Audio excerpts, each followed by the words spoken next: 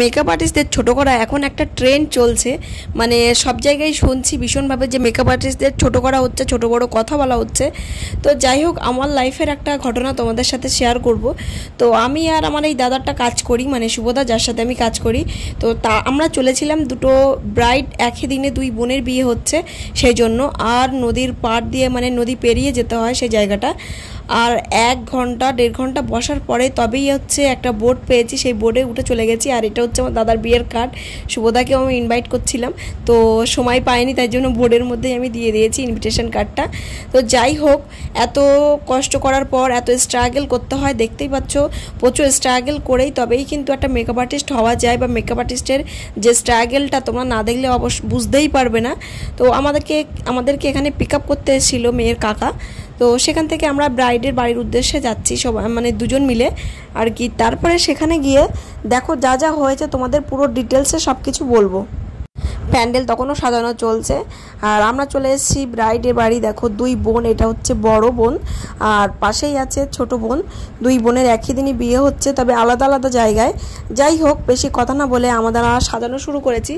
তো কিছুক্ষণ পরে মানে 6টা না 7টার সময় লগ্ন। যাই হোক, আমাদের কিন্তু মাথায় আছে যে আমাদের বিয়ের লগ্নটার আগেই ছাড়তে হবে, কারণ এটা সব মেকআপ আর্টিস্টের অ্যাকচুয়ালি মাথায় থাকে যে ব্রাইডকে সেই টাইমের আগেই যেন ছেড়ে দিতে হয়। তো সেইভাবে আমরাও বেরিয়ে পড়েছিলাম খুব তাড়াতাড়ি, মানে 12টার দিকে আমরা বেরিয়ে পড়েছি।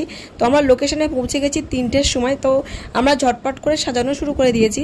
তো কেউ এসে একজন বলছে যে হ্যাঁ, তোমরা টাকা নিয়ে করছো, 1 বছর আগে বুক করে নিয়েছো, তো তোমরা জানো না যে কখন ছাড়তে হবে, আর লগ্ন মিস হয়ে যাচ্ছে। এই হচ্ছে মানে খুব ব্যবহার রাফভাবে করেছে, যেটা খুবই খারাপ লেগেছে।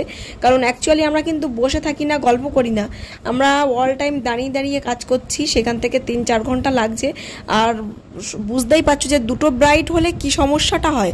একটা ব্রাইড হলে তবুও ছাড়া যায়, কিন্তু দুটো ব্রাইডকে সাজাচ্ছি, মানে বিভিন্নভাবে এ একটা ও একটা এরকম করে করে সাজানোর পরেও। তো এই কথাগুলো শুনতে সত্যি খুব খারাপ লাগে। আর বড় চলে এসেছিলো, আমরা বিকালে দেখছিলাম, তো মানে সাজানোর মাঝখানেই যে আমরা চলে গেছি। তো ফাইনাল লুক তোমাদেরকে দেখাবো। তো আশা করছি যে এইগুলো বলো না, খুব খারাপ লাগে যে কিছু টাকার বিনিময়ে যে ব্যবহারগুলো পাবো, আশা করি না এটাই হচ্ছে তোমাদের ভদ্রতার পরিচয়, যে তোমরা কত ভদ্র, কত শিক্ষিত, যে তোমরা টাকা দিয়ে মেকআপ আর্টিস্টে আনছো, তো সেই শিক্ষিতর পরিচয়টাই দিচ্ছ যে তোমরা ব্যবহার করে কেমন ব্যবহার করছো। তো যাই হোক, খুব তাড়াতাড়ি সাজানোর চেষ্টা করেছি, কারণ 6টায় লগ্ন ছিল, তার আগেই আমরা চেষ্টা করেছি 2 ঘন্টা 2.5 ঘন্টার মধ্যে কীভাবে কমপ্লিট করা, কারণ বোর্ড লেট করেছিল। তো সবাই ভালো থেকো, ভিডিওটা লাইক করো।